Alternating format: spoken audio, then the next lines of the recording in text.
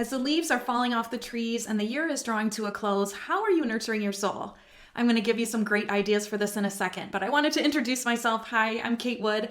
I am a Christian life coach. I am an emotional intelligence coach, and I'm a mom of 5, and I love helping women overcome overwhelm and banish stress so they can live a more authentic and joyful life. So let's talk about this. I know we think about New Year's a lot and like we're gazing into the future with wild hope and expectation. Fall, we all love it, but we can really make it a super meaningful season. It's a great time to kind of look back and review. You may want to reflect, take a little walk down memory lane. What were some of the blessings of this year? What was your biggest challenge this year? And what did you learn from it, right? What was the biggest hurt this year? Is it time to address it so you're not carrying it around in your emotional backpack anymore? As we move closer to Christmas and as we have that excited expectation, it's a great time to take stock. And you can also connect deeper both with yourself and with God during this season. So a great way to do that is through gratitude and reflection. I often hear, and I recognize it in myself as well, that man, I feel like my brain goes negative. Like I'm good at seeing flaws. Clients say that like, man, I wish I didn't see the bad in that person. I can nitpick everything I don't like about this person or this situation. And it's a real thing. I just wanted to put your mind at ease. It doesn't mean you have to like it, but our brains are wired to find problems, to find fault. That's just how we're designed. But we can rewire our brains, and that is the good news. So one way of doing this is by actually reflecting on the good. And I know like November is like the gratitude challenge month, and I'm always kind of, I don't know, I'm not a big joiner, I guess.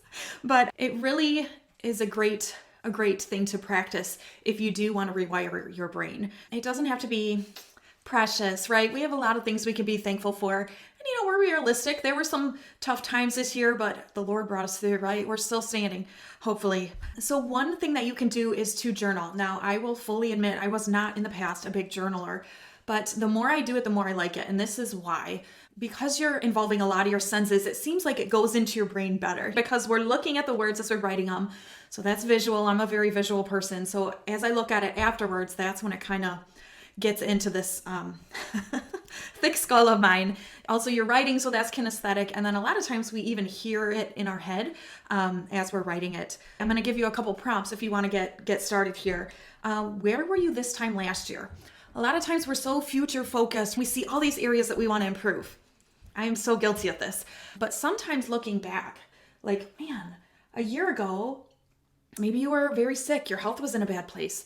Maybe your marriage was kind of rocky, right? And as you look back and compare with now, you're like, wow, I've really come a long way. Thank you, Lord. You brought me out of this hard time. You equipped me with this tool or with this person to come alongside me. And so maybe just compare where you were to where you are now. And I dare you to look for the good things too. Don't just look for the bad things. We just talked about that negativity bias. What was your biggest challenge of the year? Maybe you have aging parents that you're caring for. Maybe you have teenagers who are challenging, right? Sometimes we like to be like, oh, there were no challenges. Everything's fine.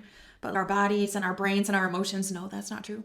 Sometimes we can start to have takeaways from it, lessons learned. If, you've recently had a big loss or something has just happened and you're not quite ready to go there yet with things that you've learned or you just haven't learned anything yet, I want to hold space for you here and say that's okay. It will come hopefully in the future, but I don't want to put pressure on you to try to extract all this good stuff if you were just knocked on your butt. Also, what was your greatest joy of the year? Maybe a grandbaby was born or a baby was born. I don't know quite where you are, in your life story. Did you get a new job? Is your marriage better than ever? Did you hire a coach and you finally worked through some of that mess that was rolling around in your head and your heart for all these years? Yeah, that's my favorite, right? So another way, we kind of talked about how we get closer to ourselves, how we're reevaluating the year. We can also grow closer to God. And I would encourage you, this is a great time leading up to Christmas to be in prayer for gratitude, but also for help. Because we all know the holiday season can get a little wonky and a little crazy. It is a prime time for coaching season because clients are like, ooh, all these things are coming up. All these relationships and boundaries, and I have to go to 80 Christmas parties. No, you don't. Can I put that bug in your ear? No, you don't. You can ask God for grace in dealing with that relative that just drives you up the wall. Oh boy. You can ask him for guidance. You can ask him for help.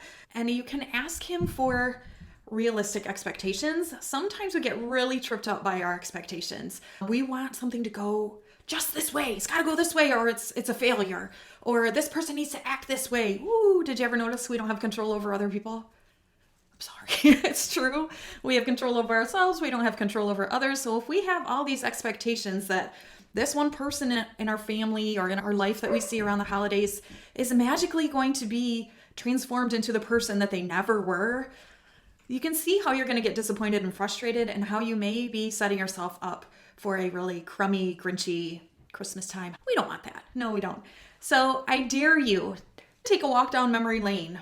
Maybe journal some of this stuff out and take any concerns you have and any praise and thanks you have to God. This is a great time of year to do it, of course. Every day of the year is a great time to do that, but this could be a special time for you as we transition from fall into the holidays and into wintertime.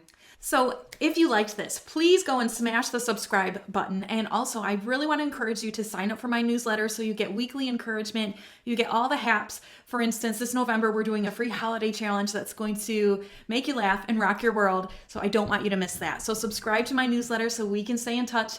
Thanks for joining me, and I'll see you next time.